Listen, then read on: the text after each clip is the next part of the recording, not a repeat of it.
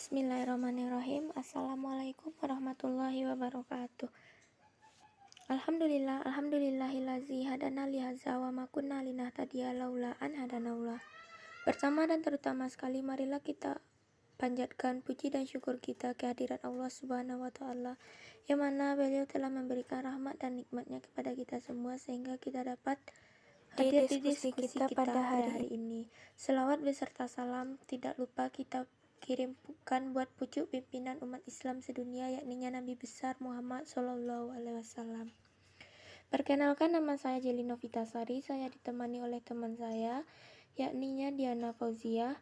Kami di sini akan menjelaskan tentang perang salib dan pengaruhnya terhadap peradaban Eropa dan Islam. Perang salib yang pertama. Perang salib adalah salah satu perang dengan periode waktu terlama dalam sejarah. Perang ini disebut begitu karena pada saat itu umat Kristen memerangi umat Islam dengan menggunakan jubah perang bergambar salib. Pendapat lain mengatakan juga bahwa perang salib ini dinamakan perang salib karena ini adalah perang yang didasari konflik agama. Beberapa hal yang melatar belakangi perang salib ini adalah: 1. Kecemasan tokoh-tokoh Kristen Barat karena perkembangan peradaban umat Islam. 2. Bani Saljuk yang menguasai Asia Kecil dan Baitul Maqdis sehingga umat Kristen merasa terganggu dalam ibadah. 3. Pada abad 10 umat Islam menguasai Laut Tengah sehingga pedagang Kristen merasa terganggu dengan kekuatan Islam. 4. Propaganda Paus Urbanus I yang kemudian berkumpul 150.000 pasukan. Perang salib pertama dimaklumkan pada tanggal 27 November tahun 1095 oleh Paus Urbanus II dengan tujuan utama menanggapi suatu permohonan dari Kaisar Bizantium Alexios I Komnenos, yang mana mengajukan permintaan agar para relawan dari Barat datang untuk membantunya menghalau kaum Turki Saljuk dari Anatolia. Suatu tujuan tambahan segera menjadi sasaran utama, yaitu penaklukan kembali oleh kaum Kristen atas kota suci Yerusalem dan tanah suci, serta membebaskan kaum Kristen timur dari kekuasaan kaum Muslim. Selama perang salib, para kesatria, petani, dan hamba dari banyak negara Eropa banyak melakukan perjalanan darat dan laut. Pertama ke Konstantinopel dan kemudian menuju Yerusalem. Setelah tiba di Yerusalem, para tentara salib melancarkan serangan atas kota tersebut dan merebutnya pada bulan Juli tahun 1099. Mereka juga mendirikan negara-negara tentara salib, yaitu Kerajaan Yerusalem, County Tripoli, Kepangeranan Antioquia, dan County Andesa. Selanjutnya, Perang Salib Kedua. Perang Salib Kedua 1145 sampai 1149 adalah perang salib kedua yang dilancarkan dari Eropa. Perang ini meletuskan akibat jatuhnya County Andesa pada tahun sebelumnya. Andesa adalah negara tentara salib yang pertama kali didirikan selama perang salib pertama, yaitu 1095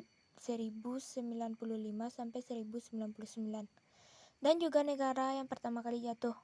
Perang salib kedua diumumkan oleh Paus Eugenius III dan merupakan perang salib pertama yang dipimpin oleh raja-raja Eropa seperti Louis VII dari Prancis dan Crown III dari Jerman, dengan bantuan dari bangsawan-bangsawan Eropa penting lainnya. Pasukan-pasukan kedua raja tersebut bergerak menyeberangi Eropa secara terpisah dan sedikit terhalang oleh Kaisar Romawi Timur, Manuel I Komnenos. Setelah melewati Bizantium dan memasuki Anatolia, pasukan-pasukan kedua raja disebut dikalahkan oleh tentara Seljuk.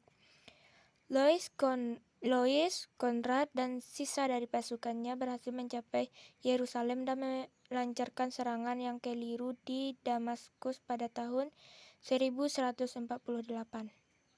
Perang salib di timur mencapai kemenangan. Kegagalan ini memicu jatuhnya kota Yerusalem dan Perang Salib ketiga pada akhir abad ke-12. Selanjutnya, Perang Salib ketiga.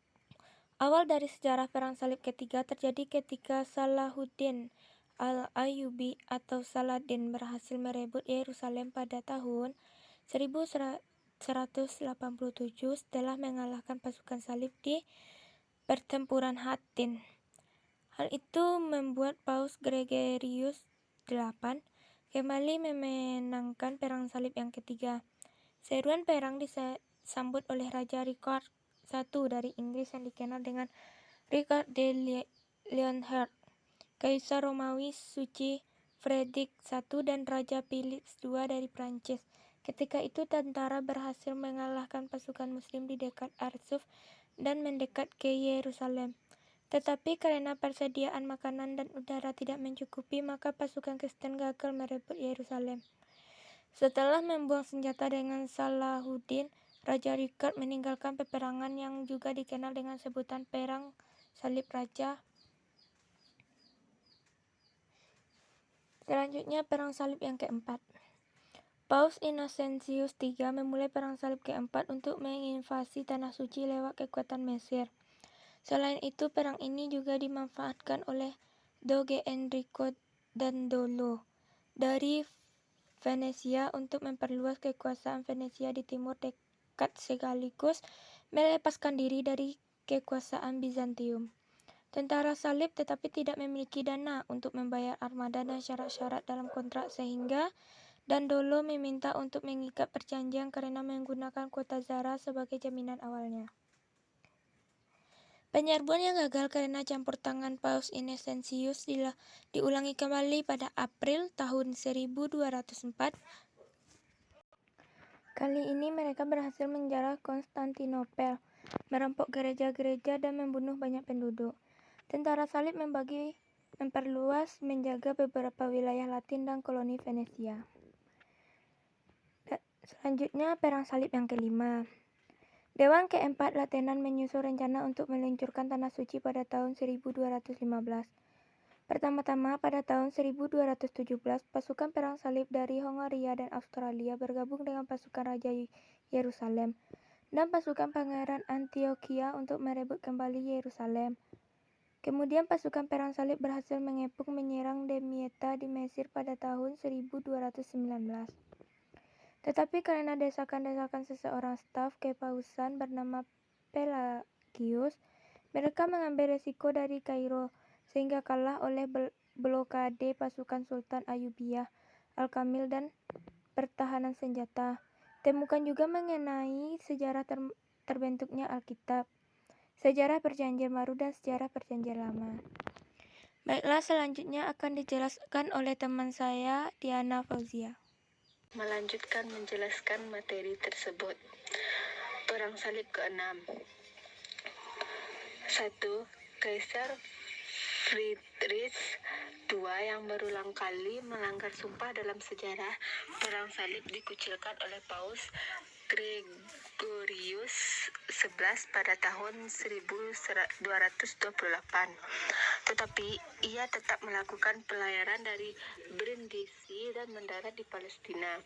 Dengan diplomasinya ia mendapatkan Yerusalem, Nazaret dan Bethlehem dari Al-Kamil.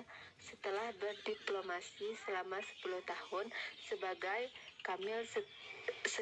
ketidakseimbangan dari kesepakatan tersebut, ia berjanji untuk melindungi Al-Kamil dari semua musuh termasuk dari umat Kristen. 2. Masa tenang berlangsung selama beberapa tahun sampai Raja Thibaut I dari Navarre memenuhi panggilan Paus Gregorius XI untuk mengumpulkan kembali para tentara salib di bulan Juli 1239 setelah berakhirnya senjata.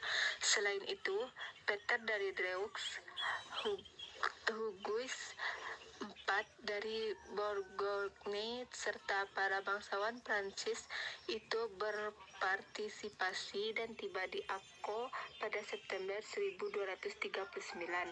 Setelah mengalami kekalahan di Gaza pada bulan November, Thibaut kemudian mengatur perjanjian dengan kaum Ayyubiyah dari Damaskus dan dengan kaum Ayyubiyah yang berasal dari Mesir yang membuat sebagian bangsawan merasa tidak senang. Perang Salib ke-7. Kembali terjadinya Perang Salib ke-7 berawal dari konflik dengan Mesir pada 1243. Adanya kepentingan kepausan yang diwakili oleh para Templar atau Ksatria Salib. Setahun kemudian, Yerusalem diserbu oleh pasukan Warez yang dipanggil oleh Al-Adil, anak Al-Kamil. Tentara Salib yang bergabung dengan kaum Franka dan bayaran dari Baduy tetap mengalami kekalahan dari pasukan Baibars yang berasal dari Suwarezmian hanya dalam waktu 48 jam saja, sehingga banyak ahli sejarah yang menganggap pertempuran ini menjadi tanda kematian bagi negara Kristen. Hingga 1254, Louis XI dari Prancis tetap mengadakan perang salib melawan Mesir. Perang Salib ke-8. Louis XI mengatur Perang Salib ke-8 pada tahun 1270 dengan berlawar dari Aigues Mortes untuk membantu sisa-sisa dari wilayah tentara salib di Suriah. Akan tetapi, sebelum dialihkan ke Tunis, di mana raja waktu 2 bulan kematiannya, ia kemudian ditahbiskan menjadi seorang santo, yaitu St. Louis, sesuai dengan nama kota di Amerika yang mengambil namanya. Sebagai akibat dari sejarah Perang Salib ini, kekuasaan Kristen di Suriah menjadi hilang walaupun tetap diizinkan untuk hidup dengan damai di wilayah tersebut. Dengan pemaparan singkat ini, sudah jelas bahwa sejarah dari Perang Salib memiliki pengaruh yang besar pada abad di Eropa, terutama dalam sejarah antara umat Islam dan Kristen. Tidak hanya di bidang agama saja, tetapi juga di berbagai bidang seperti ilmu pengetahuan, kedokteran, arsitektur, dan banyak lagi. Dampak Perang Salib terhadap peradaban bangsa Barat dan umat Islam. 1. Dampak Perang Salib terhadap bangsa Barat. Pengaruh dari Perang Salib merupakan penaklukan terhadap dunia Islam oleh Eropa Barat, serta Perang Salib merupakan jembatan imperialis dan kolonialis untuk menyaih dunia Islam, atau dengan kata lain, Perang Salib merupakan awal penjajahan terhadap dunia Islam serta banyak korban jiwa yang menjatuhkan dari pihak Kristen. Pengaruh lainnya juga terlihat dari pesatnya ilmu pengetahuan dari berbagai bidang seperti alat perperangan atau bahan peledak, senjata, dan lain-lain.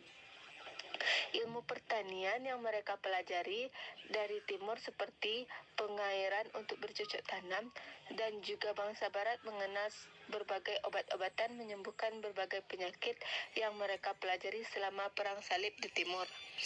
2. Dampak Perang Salib terhadap dunia Islam. Hancurnya peradaban Bizantium yang telah dikuasai umat Muslim dari Perang Salib keempat hingga kekuasaan Turki Utsmani pada tahun 1453. Juga beralihnya peradaban Islam dari negara timur ke barat sehingga umat Muslim kehilangan peradaban sendiri. Sekian diskusi kita hari ini. Saya Jelina Vitasari beserta teman saya Diana Fauzia. Kalau ada kata-kata kami yang salah mohon dimaafkan. Assalamualaikum warahmatullahi wabarakatuh.